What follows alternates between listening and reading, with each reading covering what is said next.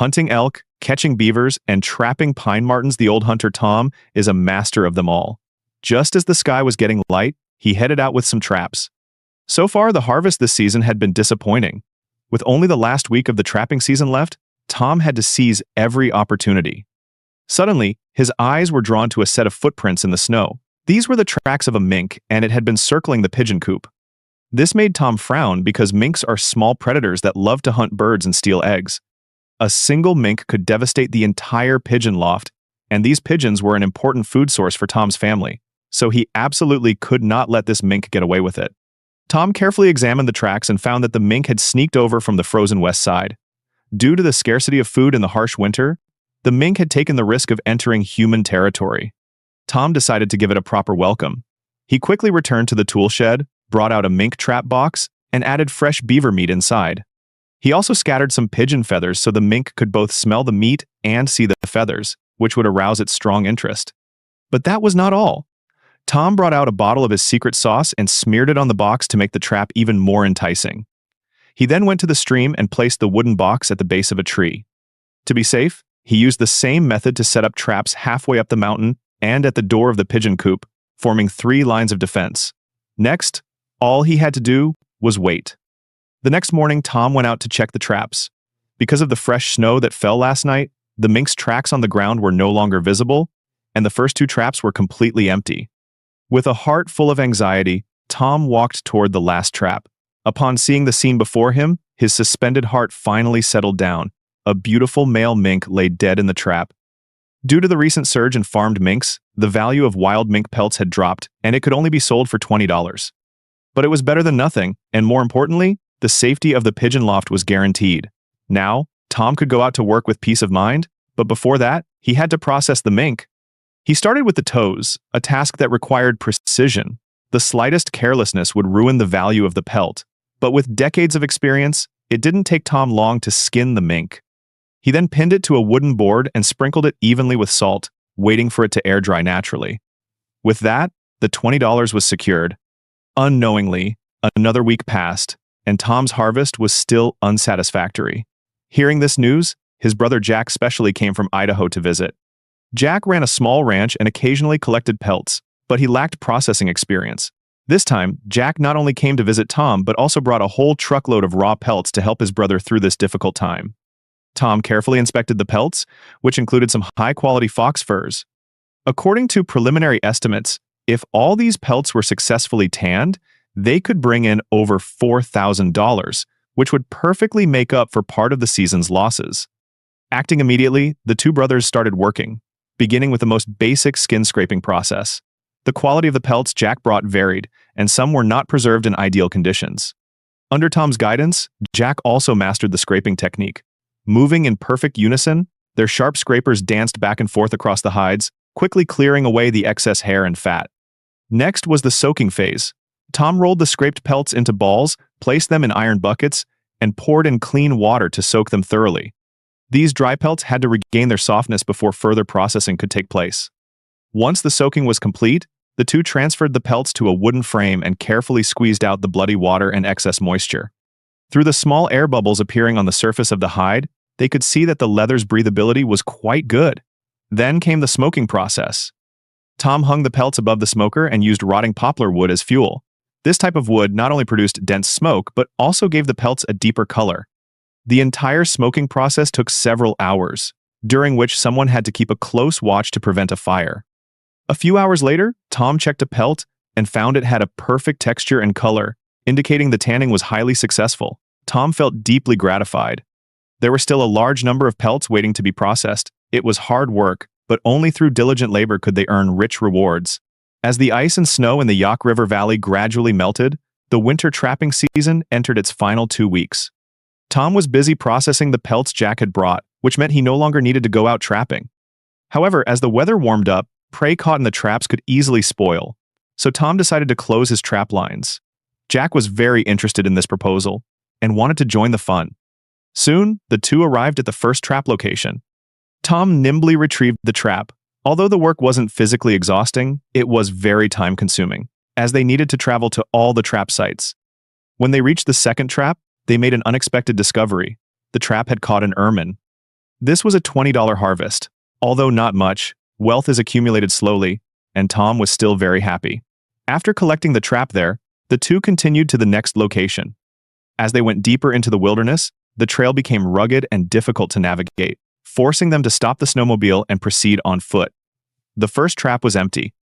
Tom asked Jack to retrieve another device nearby while he stayed behind to organize the tools.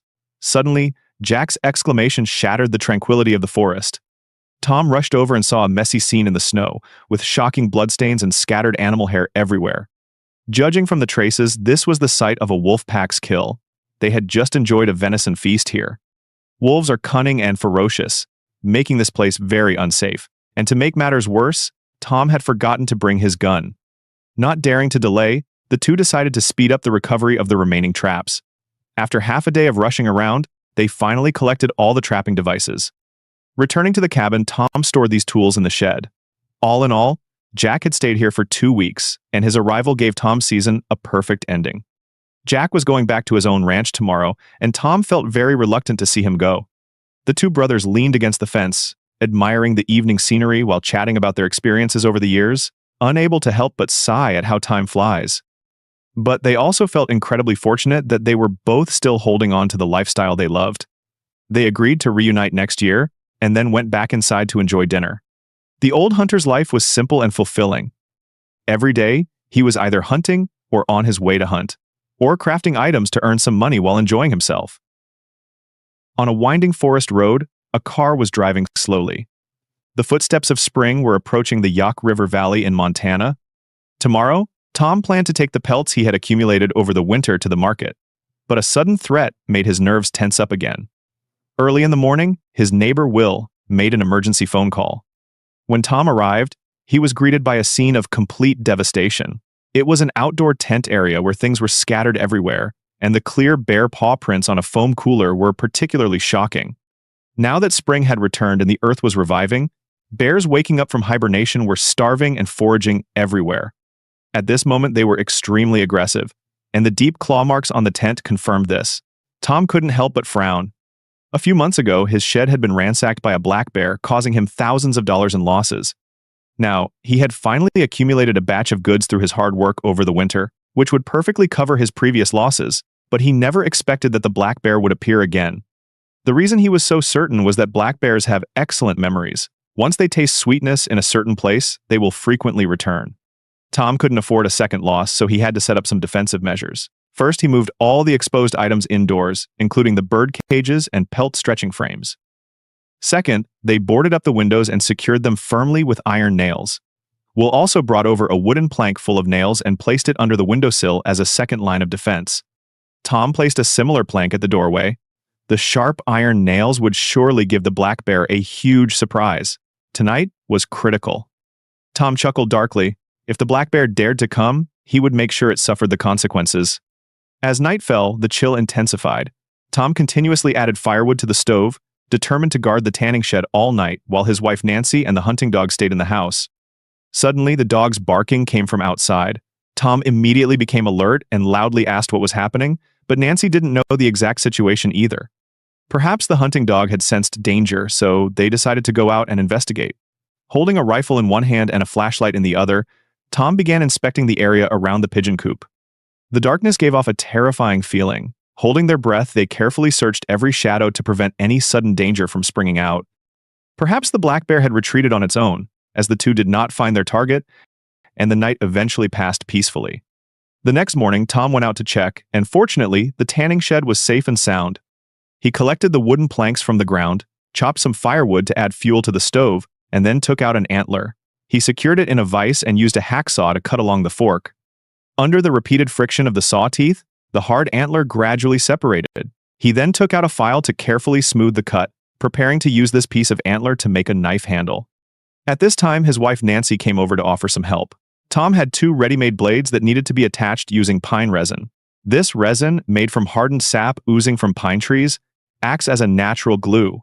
For centuries, it has been used to seal joints, wooden boats, and primitive weapons. The two decided to go into the woods to collect some fresh pine sap. They walked along the forest path, looking for pine trees with flowing sap. Nancy had a sharp eye and spotted the sap right away. Tom carefully pried it off with an axe, and they caught it with their hands. The quality of this sap was excellent. They found a few more spots where sap was seeping out, and soon collected enough raw material. Returning to the tanning shed, Nancy began the preparation process. First, she ground the hardened pieces of resin into a fine powder and heated it in a small pot. As the temperature rose, the resin gradually melted into an amber, viscous liquid. To increase the adhesiveness, she added some finely ground buffalo dung and beeswax shavings. The beeswax would also make the glue more flexible. Nancy constantly stirred the mixture in the pot until it reached a perfect glue-like state.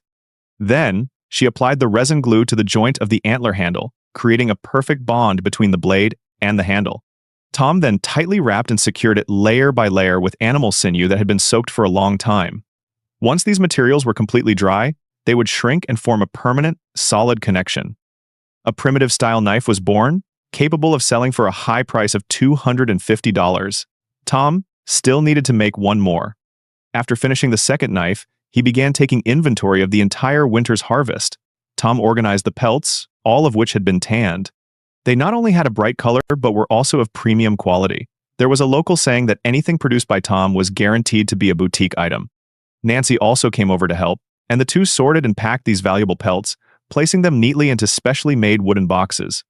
In addition to these pelts, he had also prepared 5 carefully crafted traditional knives. After careful calculation, the total value of this batch of goods exceeded $10,000. This was Tom's simple yet fulfilling life, following the rhythm of nature every year and creating value with his own hands. Now, he would take these goods to the market and buy the necessities for the coming year. This is a joyful old man who is deeply passionate about the career he loves.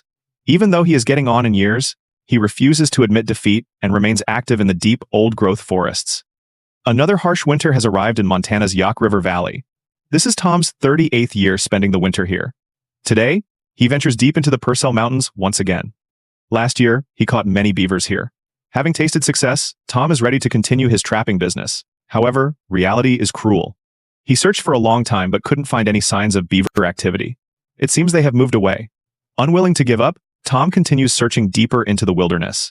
Hard work pays off. In a pond further in, he spots beaver droppings. This discovery greatly encourages him, and he decides to set traps here. He takes out a large trap, preparing to set a conibear trap. This is a skill he learned from the local indigenous people. It was originally intended for catching bears, but now he uses it to catch beavers. Tom secures the iron trap in a narrow part of the stream, where the water flow is naturally constricted by rocks on both sides, forming an unavoidable path. Any passing beaver would find it difficult to avoid this carefully laid trap. However, trapping always involves a lot of luck, so to increase his success rate, Tom plans to set a few more traps. After a period of busy work, he arrives at a tributary to set his final trap of the day. Here, he sees even more signs of beavers. This time, he uses a different type of trap and brings out his secret weapon, a special lure made from beaver glands. This paste, emitting the scent of their own kind, will arouse the territorial instincts of the local beavers, luring them to investigate. By the time he finishes his work, the sky has gradually darkened. Dragging his exhausted body, Tom embarks on the return journey. However, this location is 5 miles away from his truck. For the elderly Tom, this is not an easy trek. When he finally returns to his truck, he is already panting with exhaustion. After a brief rest, he drives home. A few days later, Tom returns to this location. The swirling snowflakes drape the mountain forest in a white coat, adding some uncertainty to this trip. Sure enough, Tom spots fresh footprints in the snow, causing him to frown. In this remote, uninhabited mountainous area, another hunter is actually operating. He follows the tracks and finally discovers traps set by the other person at a small stream. Judging from the traces, these traps have been there for several days and were just checked this morning. Following the unwritten rules among hunters, Tom decides to respect the rights of the first arrival and voluntarily withdraws from this area. He checks the traps he had set one by one, but, unfortunately, he catches nothing. Although reluctant, he retrieves all his equipment, bringing this trapping operation to an end. This winter has been exceptionally difficult for Tom. For 4 consecutive weeks, he has been busy setting and checking traps. Unfortunately, he has come up completely empty-handed. The beaver pond he originally had high hopes for was also preempted by someone else. Given the current situation, Tom can only take a risk and head to the highlands. Last year, he caught many martens there, making it a truly blessed location. Perhaps it can reverse this year's bad luck. But An accident arrives first. The snowmobile hits a small tree and suddenly stops. Upon inspection, Tom finds a log hidden under the snow. He tries to push the snowmobile, but the 500-pound machine won't budge. Feeling a bit discouraged, Tom sits on the snowmobile to rest. This year has been incredibly unlucky, as if all misfortunes are washing over him. After a brief moment of frustration, he grabs his axe and begins to clear the log. In the deep mountain forests, the only things you can rely on are your own two hands. After some effort, he finally clears the obstacle and gets back on the road. After driving for an hour, Tom arrives at his destination. But a new problem arises. Surprisingly, there are no marten tracks visible in the snow here. Martens are the nomads of the snow. They don't have fixed homes and usually take over bird nests as their own. Therefore, their whereabouts are elusive. With no other choice, Tom can only drive further in. After a while, he stops again because the woods ahead look promising and are a favored habitat for martens. Tom decides to set traps here. He takes out fresh chunks of meat as bait, ties a trap box to a tree trunk, and then uses a lighter to burn some deer hide to emit a scorched smell, thereby attracting the marten's attention. Now that the first trap is set, he needs to set a few more. By the time it gets dark, Tom has finished setting 8 traps. The next step is to go home and wait. The following day, he brings out more trap boxes, preparing to expand the scale of his trapping. He wants to operate 2 trapping lines simultaneously. To improve efficiency, he has to ask his wife for help. Although Nancy lacks experience, with Tom's personal demonstrations and hands-on guidance, she quickly masters the essentials of setting a trap. The 2 set traps as they move forward. Besides martens, he also sets a few traps for minks. A mink pelt is only worth $30, something he wouldn't even have considered in previous years, but now every penny counts. After a full day of busy work, the couple has covered an 8-mile trapping line. Now it is time to go home. To their pleasant surprise, on the way back, they discover that one of the mink traps has already yielded a catch. And this is just after a few short hours. Tom fondly strokes it and then places it in his backpack. The couple heads home happily. Pay attention. This is the entire process of trapping a marten. Put a piece of meat into the trap box, then tie the box to a leaning pole, install a trap clip at the entrance, and use a lighter to burn deer hide. The scorched smell will attract the marten. Once you learn this, you could end up in jail. This is the Yak River Valley in Montana. Yesterday, Tom and his wife set many traps. Today, they are going to check them. To increase efficiency, they will split up. Tom is responsible for checking the Highland trap line, while Nancy will patrol the traps near their home. With the old man's blessing, she sets off on her snowmobile. Tom also heads to the Highlands 12 miles away. However, his journey was not smooth. He soon encountered a fallen tree blocking his path. Since there was no way to bypass it, Tom had to face it head-on. So, he used a shovel to create a snow ramp, intending to drive the snowmobile directly over the large tree. Surprisingly, this method actually worked. Tom continued forward and soon arrived at his destination. He began to check the traps one by one, but the frustrating reality was that several consecutive traps had caught absolutely nothing. There weren't even any animal footprints left in the snow. Tom used a lighter to burn some deer hide, hoping the pungent scorched smell would attract prey. When he returned home feeling dejected, he found the house pitch black. Nancy surprisingly hadn't returned yet. Worry instantly welled up in his heart. He immediately drove along the trap line to search for her, constantly calling Nancy's name. But there was no response from the surroundings, only the eerie calls of birds. Just as Tom was feeling anxious and uneasy, a light finally appeared in the distance. Nancy was back. His hanging heart finally settled down. Through conversation, he learned that both of them had worked in vain today, catching nothing. How to break the deadlock of this season was now the biggest problem facing Tom. In the following week, Tom only harvested 1 animal pelt. Now, 6 weeks of the trapping season had passed, and time was running out for him. Left with no other choice, he had to call his older brother Jack for help. Hearing of his younger brother's predicament, Jack said his territory was rich in resources and invited Tom over to try his luck. But before setting off, he had to make thorough preparations for Nancy. He spent half a day chopping enough firewood for the winter, then grabbed some traps of various sizes and a bottle of coyote urine. Loading all these items onto his truck, Tom finally embarked on the journey. After traveling all night, he arrived at Jack's ranch. The long-separated brothers hugged each other excitedly. After catching up, they immediately got to work. Jack owns a fertile piece of land in Idaho, with a stream called Little Lost running through it. A family of beavers lives here, and the dam they built is clearly visible. Upon arriving at the destination, Tom immediately found numerous signs of beaver activity, which filled him with motivation. He swung his axe and started chopping the ice. However, after striking it dozens of times, he still couldn't penetrate the ice layer. Jack also came to help, but After a few strikes, he was panting with exhaustion. Tom switched to an iron bar to try again, but the ice here was simply too thick. It seemed that only a chainsaw could solve the problem. The two quickly went back to fetch the tool. Jack skillfully operated the chainsaw, and its sharp teeth soon cut through the hard ice. However, to their disappointment, there was no water under the ice. All this hard work was in vain because, without water, the beavers couldn't be drowned, making setting traps meaningless. The two walked back dejectedly. Tom's main goal for this trip was beavers. Now that the plan had fallen through, he didn't know what to do next. To alleviate his gloomy mood, Jack prepared to take him hunting. Jack is a falconer and has carefully trained a majestic goshawk, which he usually uses to catch wild hares and grouse. And today's target was the wild hare. While experiencing the joy of hunting, they could also use the catch as bait for trapping martens. While walking, Tom suddenly shouted. He had spotted a wild hare.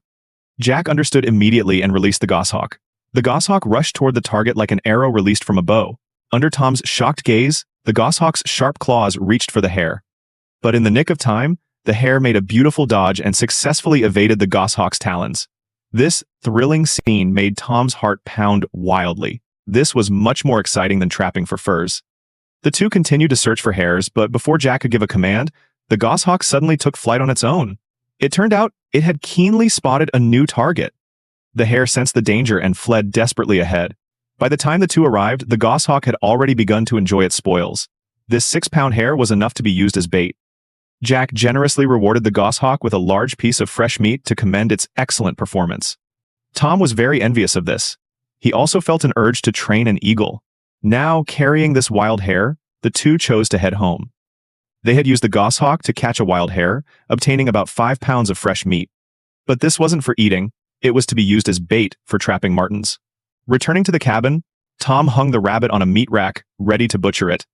Since the rabbit was meant for bait, there was no need to skin it. He just needed to cut it into appropriately sized pieces. On the 4th morning, the two drove to the nearby Snake River. This turbulent river is famous for its abundant wildlife resources, but it is also full of dangers. Considering that there were only 6 weeks left in the trapping season, Tom decided to take a risk. The two dressed properly and paddled a canoe downstream. The magnificent natural scenery along the way was breathtaking, and exploring such unknown waters is always full of fun. Since it was his first time here, Tom's purpose for this trip was mainly reconnaissance. He would set a small number of traps, and if he had a successful catch, he would expand the scale. After navigating a bumpy section of the river, they entered a tributary and finally found signs of beaver activity. Setting a beaver trap is a technical job. The experienced Tom quickly found an ideal spot. He threaded 2 wooden sticks into the springs of the trap, carefully opened the jaws, and then firmly inserted them into the river water. When a beaver comes to eat the bark, it will trigger the trap and meet its end.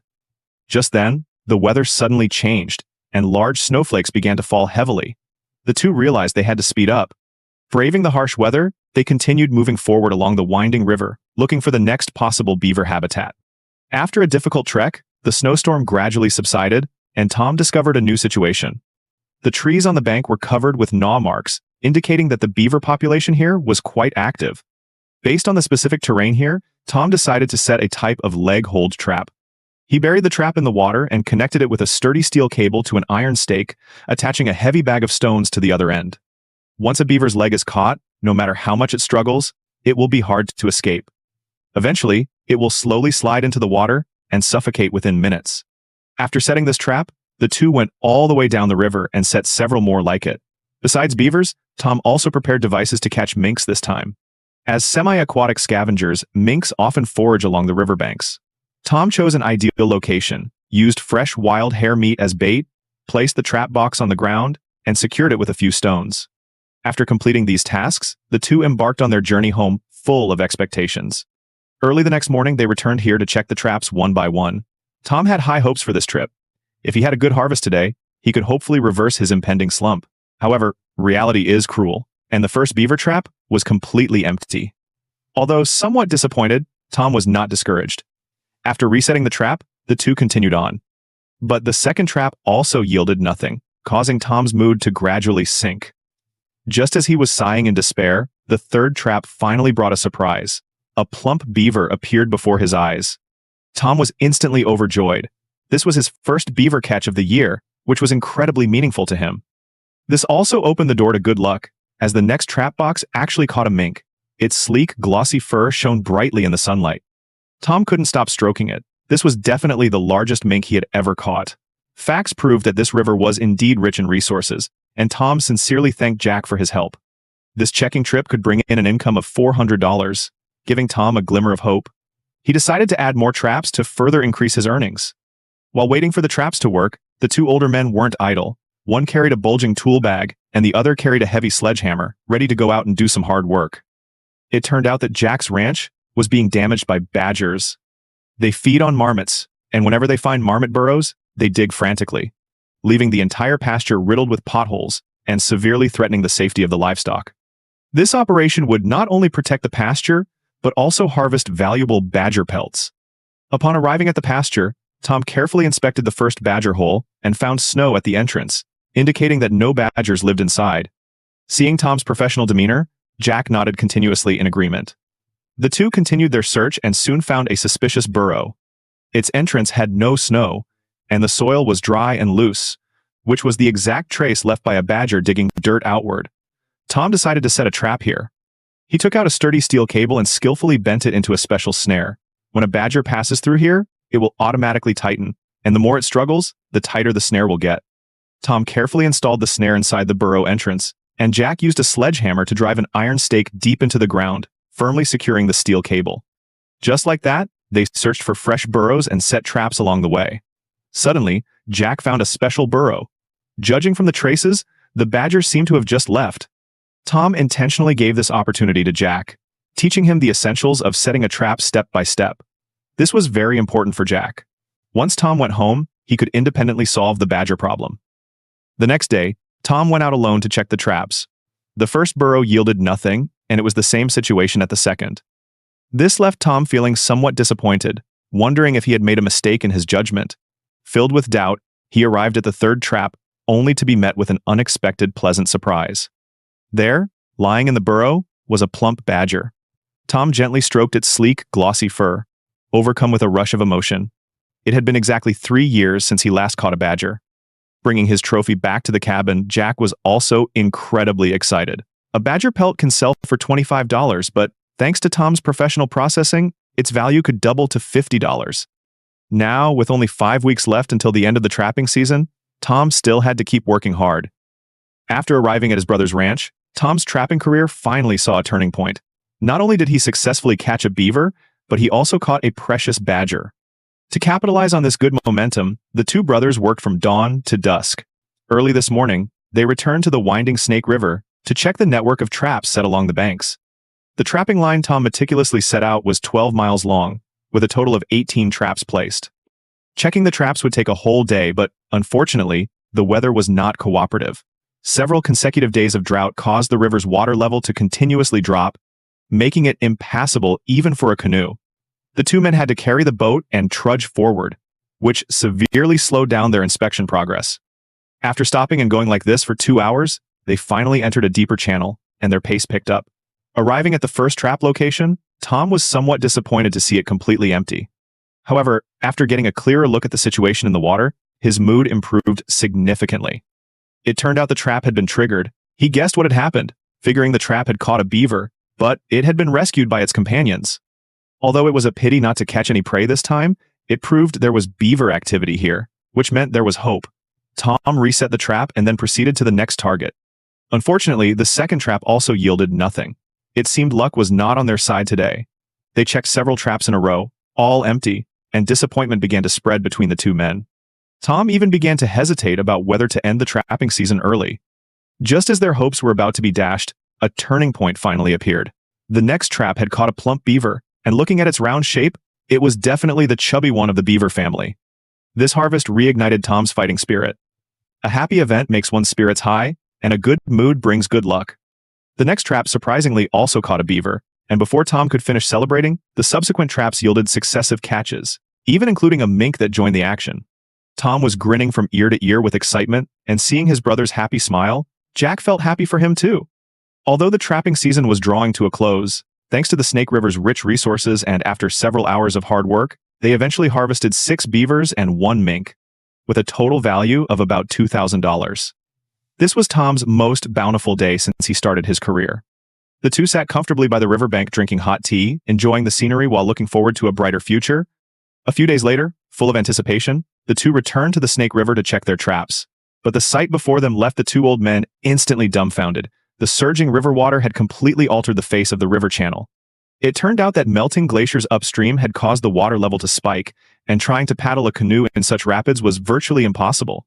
Unwilling to give up, the two trekked arduously along the riverbank, trying to find a place to cross. After more than 2 hours of searching, they finally managed to cross to the opposite bank at a relatively calm section of the river. They hiked for quite a while longer before reaching the location where they had previously set the mink traps. However, with nothing but raging river water before them, there was no trace of the traps to be seen. Just as Tom thought their equipment had been washed away, sharp-eyed Jack spotted the trap boxes in the water. Although they hadn't caught any prey inside, they at least recovered their precious trapping gear, and Tom sighed to himself as he retrieved the traps along the way. Fortunately, every trap was completely intact, but all the bait had been washed away. Seeing his brother's disappointment, Jack stayed silently by his side. They both knew well that under the impact of such currents, their trapping plans were ruined. The next day, the two went to a creek on the ranch to try their luck. A month ago, when Tom first arrived here, he had surveyed the area and found traces of beaver activity. However, because the ice layer was too thick, they couldn't set traps. Now that the ice and snow were melting, it might become a new trapping spot.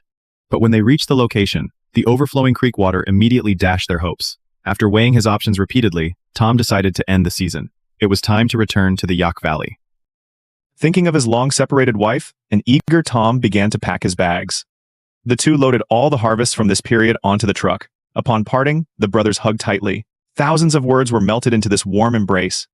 After a long trek, when the familiar wooden cabin appeared before his eyes, the hunting dog was the first to rush out to greet him, followed closely by Nancy, who gave her husband an affectionate hug.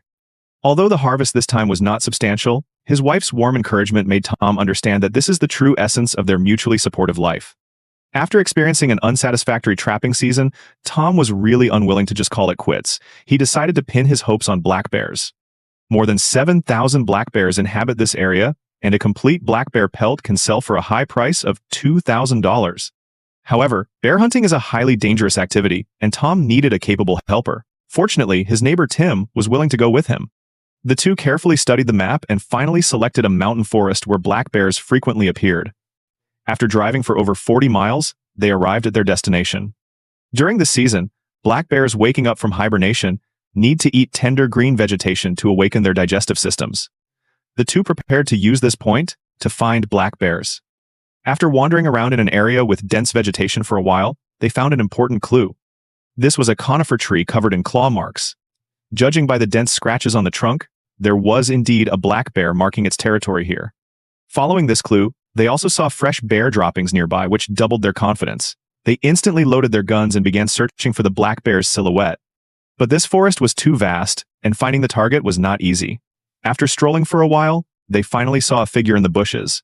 But unfortunately, it was a wild deer. It was truly empty joy. The two continued deeper and soon made a new discovery.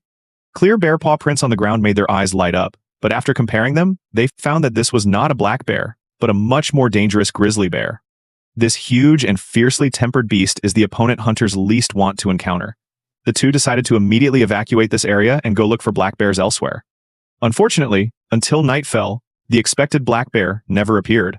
Tom couldn't hide his disappointment and could only return home feeling deflated. The next day, he began to inventory his supplies. This year's harvest was very bleak. He had lost money for 2 consecutive years, which made him feel terrible, even doubting if he was getting too old. Nancy noticed her husband's depression and gently comforted him. At this age, how much money he makes is not important, but rather enjoying the happiness brought by the process. His wife's heartwarming words acted like a good medicine, gradually soothing the regrets in Tom's heart. It also reignited his passion for life. This is a resilient old man who has been strong-willed his entire life. Even though his beard has turned white, he remains active on the front lines of trapping and hunting. But as the years go by, his once agile body is gradually beginning to feel the strain. Here in Montana's Yak River Valley, Tom is entering the 39th trapping season of his life. Because his harvest over the past 2 seasons has been incredibly bleak, Tom made an important decision to turn the situation around. He will pass down his lifelong skills to the younger generation. 35-year-old Sean, a local native, grew up right here in these mountains and forests. When he heard the news that Tom wanted to take him on as an apprentice, the strong man was thrilled. After all, as the most renowned old trapper for 100 miles around, Tom's masterful skills have long been a local legend. Given such a rare learning opportunity, he is determined to cherish it deeply.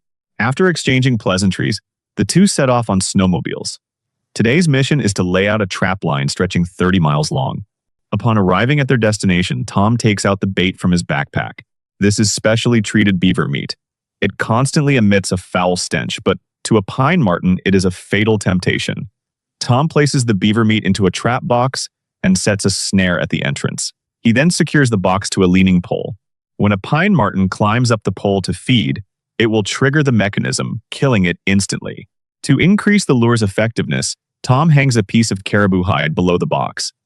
After pouring on some specially made fish oil, he lightly runs a lighter over the surface of the hide. Instantly, a pungent, burnt odor spreads through the cold wind. This is Tom's secret recipe. The mixed scent can drift for miles, driving any pine marten that catches a whiff of it completely crazy. Sean learns with rapt attention. Next, it's his turn for hands-on practice.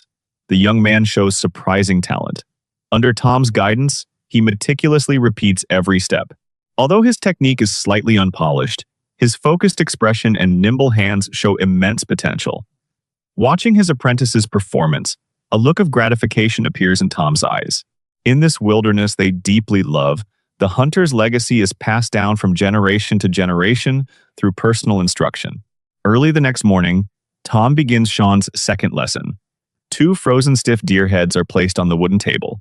Tom brings out a hacksaw, its teeth making a harsh scraping sound against the deer skulls. Even though the skulls are as hard as stone, under his skillful hands, the blade quickly cuts into the bone seams. Working together, master and apprentice pry the skulls open, revealing the frozen chunks of brain tissue inside. Tom hands the saw to Sean, gesturing for him to try it himself. The reason they are doing this is to extract the deer brains. The fat in deer brains acts as a natural tanning agent, which can make hides incredibly soft. The brain tissue extracted from these 2 deer heads is enough to treat 3 animal hides. They move the cut-open skulls into the warm cabin. While waiting for them to thaw, Tom turns his attention to processing a pronghorn hide. He picks up the fleshing knife that has been by his side for years. Scraping off the hair requires extremely precise technique. He must completely remove the hair without damaging the precious layer of skin underneath. Tom patiently explains as he works. Once he has detailed all the specifics, he lets Sean try it himself. Pronghorn hide is the thinnest among large game, less than 3 millimeters thick, making it an absolute nightmare for a beginner. At first, he is very careful, but a moment of distraction causes the sharp blade to slice a gash in the hide. Tom smiles tolerantly, but when a second hole appears, the old man's smile freezes. Too much damage will drastically reduce the hide's value. Tom has no choice but to take back the fleshing knife, detailing the essentials of every movement as he works. Before long, the scraping process is finished. The 2 return indoors, where the deer brains have thawed. Tom scoops out the brain tissue with a spoon and stirs it into warm water. Once it has dissolved, they take it outside, hang the soaked hide on a rack, and slowly wring out the moisture. This process requires immense patience, as any excessive force will cause the hide to deform. Tom has Sean participate in every step. Only through hands-on experience can one truly master the technique. After completing this step, the 2 return inside, and Tom sets about sewing up the 2 holes.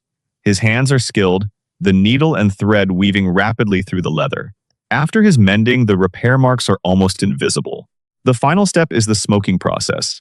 After a few hours of smoking, the hide gradually takes on a warm, honey-like luster, allowing it to sell for a high price of $150. But even more valuable than the financial gain is the bond between master and apprentice. One holds nothing back in his teaching, while the other learns with an open mind. In these mountains and forests, the ancient wisdom of survival lives on. Tom has passed down 2 skills to his apprentice, trapping pine martens and brain tanning hides. Now he is about to teach the 3rd skill, trapping beavers. Beavers love to build dams and ponds, which not only can stagnate water sources but also spread certain diseases. Therefore, proper beaver management is beneficial for ecological health, and a single beaver pelt can bring in $200. After preparing their gear, the 2 officially set out. 50 miles away lies the Kootenai River. This powerful, rushing river never completely freezes over, even in the harshest winters, providing an ideal habitat for beavers. Although Tom rarely visits this area, Sean, being a local native, knows these waters like the back of his hand. They rowed their small boat downstream, Tom holding binoculars and carefully scanning every corner of the riverbank for the beaver's characteristic gnaw marks. Unfortunately, the initial search was not fruitful. It wasn't until several miles later that they discovered an abandoned beaver lodge. Tom explained that once beavers exhaust the resources in an area, the colony migrates. Just as disappointment began to set in, a fresh slide mark on the bank caught their attention. A few chewed-off sticks floating in the water further confirmed signs of recent activity. A single lodge often houses more than a dozen beavers, so Tom decided to set a trap here. He let Sean handle it himself. This was a specially designed leg-hold trap that needed to be placed on a path the beaver would take from the land into the water. Sean cautiously set the spring mechanism of the trap, while Tom used a steel cable to secure the trap to an iron stake, with the other end tied to a bag full of rocks. When a beaver is caught, its struggle will pull it into deeper water. This clever drowning set ensures the integrity of the pelt and prevents the carcass from being stolen by predators, especially the eagles circling above, who love to scavenge an easy meal. To increase the chances of success, Tom took out a secret bait, a lure made from beaver castor glands. This scent mimics a stranger, and since beavers are highly territorial, they will rush over to drive the intruder away, falling right into the trap. After setting this one, they continued and soon found a beaver feeding station. Here, Tom planned to set a Connie bear trap, a simple but very effective trap. He placed the large body-gripping trap between two wooden stakes, submerged it into the water, and secured its position. With several traps now set, all that remained was patient waiting. A few days flashed by, and the two returned to check their results. But seeing the slightly receded water level, Tom's brow furrowed. This was because the Libby Dam upstream was controlling the flow, causing the river level to drop. If the water gets too low, his traps become ineffective. Beaver trapping accounts for a quarter of his annual income. If he fails to catch any this year, it would be a devastating blow. With an anxious heart, they arrived at the first trap. Because the water was too shallow, they had to stop the boat mid-river to avoid damaging the hull and then wade through the water to drag the boat to shore. Upon closer inspection, they found the trap completely exposed to the air and had caught nothing. Under these conditions, it was no longer suitable for trapping, so Tom packed it up. The plan's failure sent his spirits to rock bottom. To make matters worse, beaver pelt prices this year were hovering at a historic low. Because of this, every successful catch became exceptionally precious. Not long after, they reached the second trap. Before they even reached the bank, the two couldn't help but cheer. Inside the trap lay a large, plump beaver. In the hands of an expert like Tom, not only can the pelt be sold, but even the tail can be crafted into knife sheaths. A fully processed adult beaver can be worth as much as $500. Looking at the beaver in his hands, Tom beamed with joy. This was not just his first catch of the year, but a hopeful beginning. Seeing the uncontrollable smile on his apprentice's face, Tom felt as though he had regained his youth, filled with renewed energy. Encouraged, they headed to the third trap, which had also caught a beaver. Although the river level had dropped significantly, these two traps had been set deep enough to remain below the waterline, allowing them to do their job. Today's harvest was highly satisfying and proved that the river was rich with resources, making the future look promising. Back home, Tom immediately got to work. He stoked the fire in the stove and took out his tools, explaining the essentials to Sean as he worked. For instance, a beaver's tail is incredibly durable and can be made into 2 knife sheaths. If sold raw to a trader, it might only fetch $15, but through Tom's artistic craftsmanship, the value could increase several-fold. This is the value of true craftsmanship. Under Tom's personal guidance and example, Sean is growing rapidly. This is a marten trap. Although the mechanism was triggered, no prey was caught inside. Sean guesses it was probably set off by a bird. He resets the trap.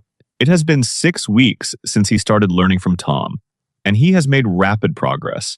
Today is his first time heading out alone to check a long-abandoned marten trapline. Tom takes this very seriously. If this trapline can be revived, their income for the season could double. Sean is highly motivated, eager to achieve some results to help Tom sustain this livelihood. On his way, a messy scene in the snow catches his eye. It's a kill site. A deer died a gruesome death here. Judging from the tracks, this is the work of a wolf pack. Sean furrows his brow, because this spot is only a mile away from Tom's cabin. A wolf pack so close to human territory poses a massive threat to everyone's safety. Wasting no time, Sean immediately turns around and heads back. Seeing Sean return, Tom looks surprised and hurriedly asks what happened. Hearing the news of a wolf pack nearby, Tom's expression drastically changes. He needs to go to the scene himself to assess exactly how much danger the wolves pose. Normally, wolf packs stay deep within the Rocky Mountains, but if they can't find enough food in the mountains, they will venture closer to areas of human activity. Facing this situation, Tom knows he must take action. He needs to use tactics that strike fear into the wolves to drive them back into the deep mountains. This unlucky deer hasn't been completely eaten, so the pack will definitely return to finish their feast. Tom figures this is the perfect opportunity to set traps right on the path they must take. The wolves will surely return, and that's their chance. A wolf skin could fetch them $400, and Tom knew this opportunity couldn't be missed.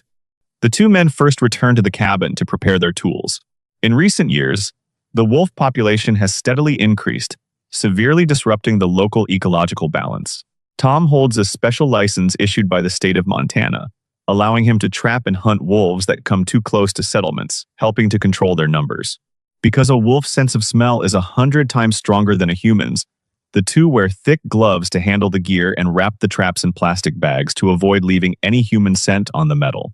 They prepare 2 sets of traps in total. Once ready, they set out again and soon arrive at the kill site. To minimize their footprint, they don't step directly onto the game trail, but carefully approach from the side. Tom takes out a small trowel, digs a hole in the snow below the trail, and gently pushes the trap in. Finally, he sprinkles an even layer of thin snow on top, seamlessly covering any trace of human interference. No matter how cunning the wolves are, it will be hard for them to escape the old hunter's setup. Sean also finishes setting his trap. With everything done, they retreat. All that's left is to wait patiently. The next day, Tom goes alone to check. It snowed all night, and he is worried the traps might have been ruined. When he arrives, his heart sinks. The heavy snow has covered everything, burying even the traces of yesterday's kill. If the traps are buried too deep, they won't trigger at all. Tom decides to pull them out. Although this unexpected weather allowed the wolves to escape, as long as they share the same territory, the battle between man and wolf is far from over. Tom's life temporarily returns to peace.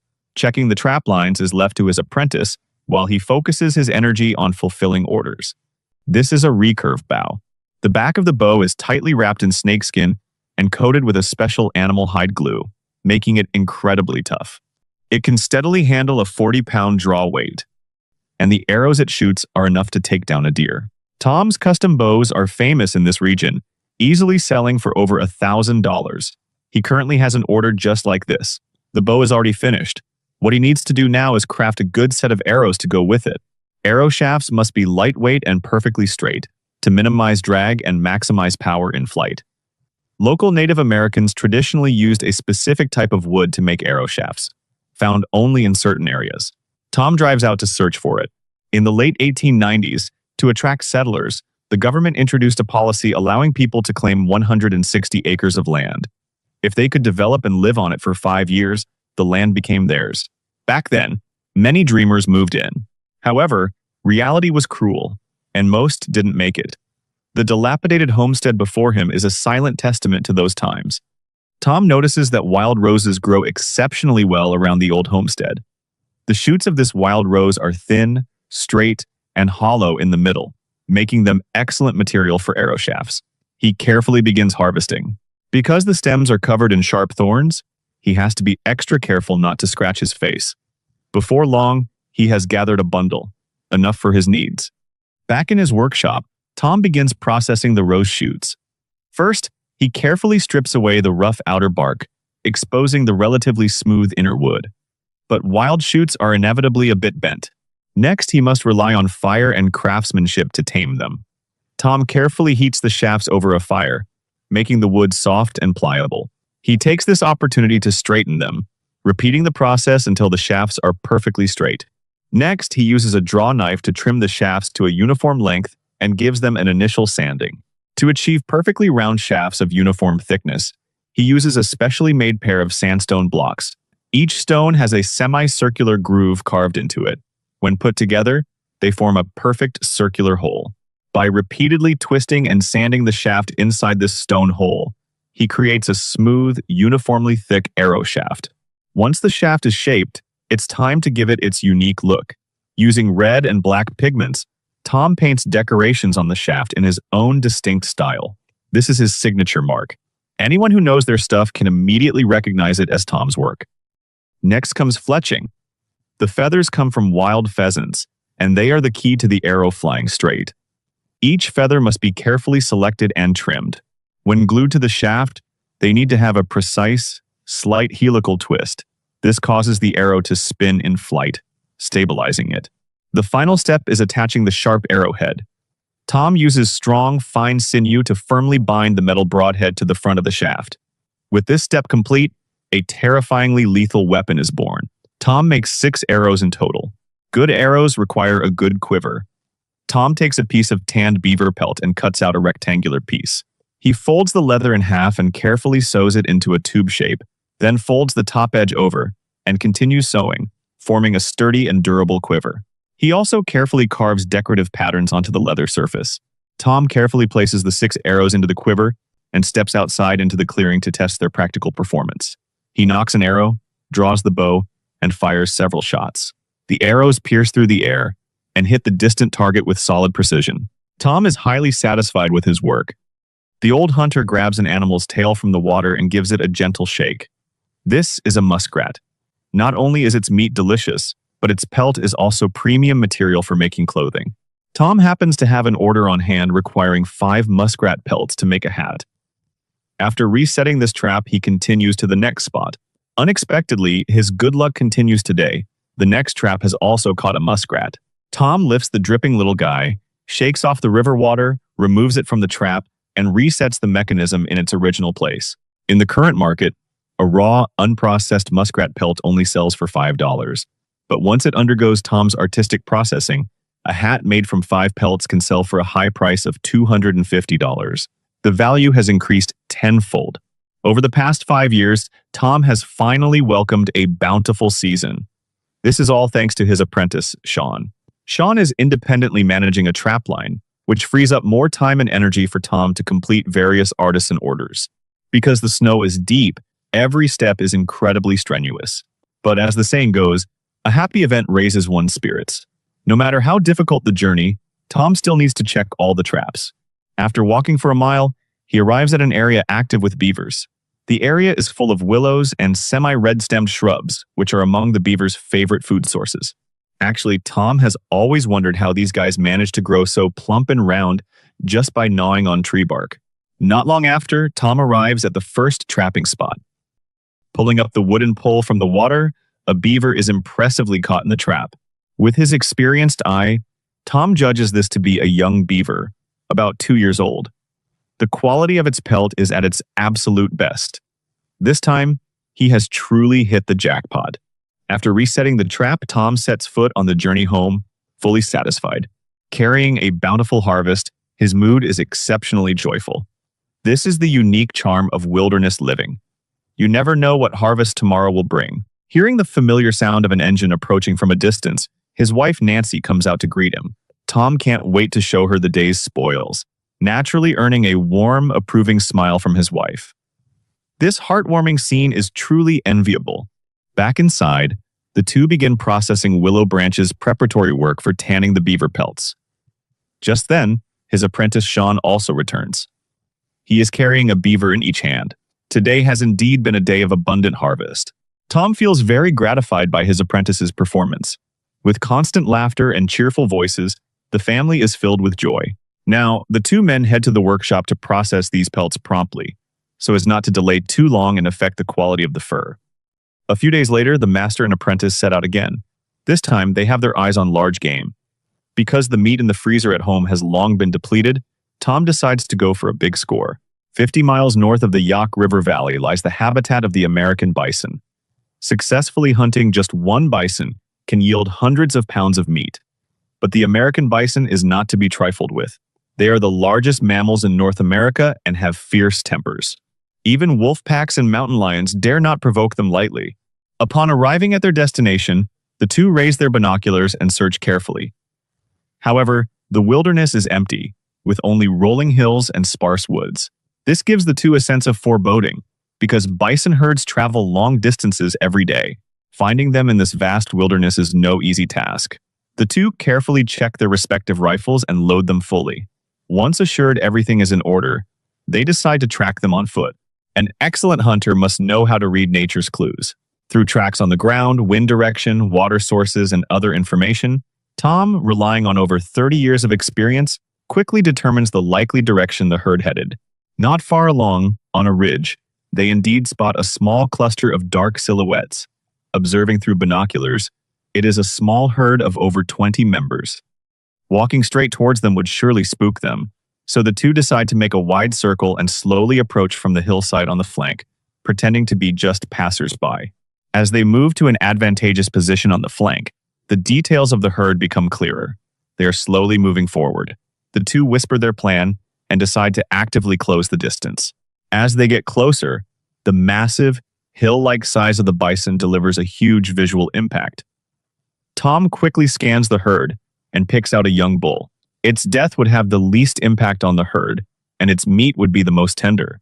With the target locked, they must act fast to prevent the entire herd from panicking and stampeding. However, just as Tom is about to fire, something unexpected happens. A much larger bull steps forward aggressively. It marches menacingly toward the two of them, its bell-like eyes filled with rage. At this point, Tom has no other choice. Although this wasn't the original target, he has to pull the trigger. With a gunshot, the bull instantly falls to the ground. The deafening sound startles the entire herd, throwing them into an immediate panic. Prying apart the bull's hind legs, he plunged the knife between them. Instantly, a stream of liquid gushed out, catching Tom completely off guard. Here in Montana's Yaak River Valley, the master and apprentice have just hunted a bull bison. This bison held a rather high status within the herd. It was the second in command. Seeing the current alpha aging by the day, it had long been gearing up to take the top spot. Today, just as two humans encroached on their territory, this ambitious second in command felt it was the perfect opportunity to flex its muscles and establish dominance. Instead, it was met with a searing bullet. Poor bison, its life came to an abrupt end before it ever got to taste what it was like to be the leader. However, the ordeal was not over. Seeing him fall, several of his followers instantly saw red and actually turned around to charge back. Realizing the situation was turning south, Tom and Sean made a prompt decision to avoid the brunt of the attack and retreat to a safe distance to observe. The bison's carcass lay in the clearing between them, serving as a temporary dividing line. At this moment, no one was happier than the alpha. The old guy immediately stepped up and began asserting dominance over those followers, seizing the chance to reconsolidate his authority. Meanwhile, a black-faced bull had also long coveted this position. Fancying himself the most handsome bull in the herd, but long suppressed by the alpha and the second in command, he had been holding in a lot of pent-up frustration. Seeing an opening, he couldn't hold back anymore and made his move. The scene quickly devolved into chaos. Tom and Sean could only wait anxiously. In this freezing weather, the carcass would freeze solid in just 2 hours. They didn't have much time left. Fortunately, the skirmish didn't last too long. As the saying goes, older ginger is spicier. The alpha relied on his experience to stabilize the situation once again. He regrouped the herd and slowly led them away from the trouble spot. Only then did the two dare to approach their prize. Up close, the bull's massive size delivered an even greater visual impact. Pressed for time, they immediately began field dressing the animal. Sean pried apart the bull's hind legs, and Tom started from the rear to core out the bung. Unfortunately, he stabbed a bit too aggressively and punctured the bull's stomach, causing a stream of foul liquid to gush out for a solid half-minute. This spelled trouble. They had to hurry to prevent bacteria from contaminating the meat. After opening the belly, Tom swung his axe, hacking fiercely at the 3-inch-thick bison sternum. Heavy thuds echoed through the quiet river valley.